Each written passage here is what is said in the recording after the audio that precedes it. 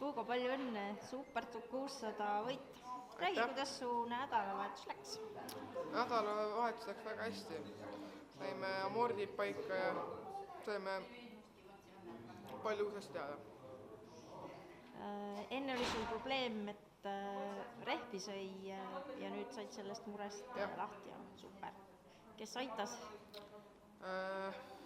Marko, Anno, siis ise vaatasin ka enda raamatut, kirjas oli ja sealt vaikselt saingi paika asja.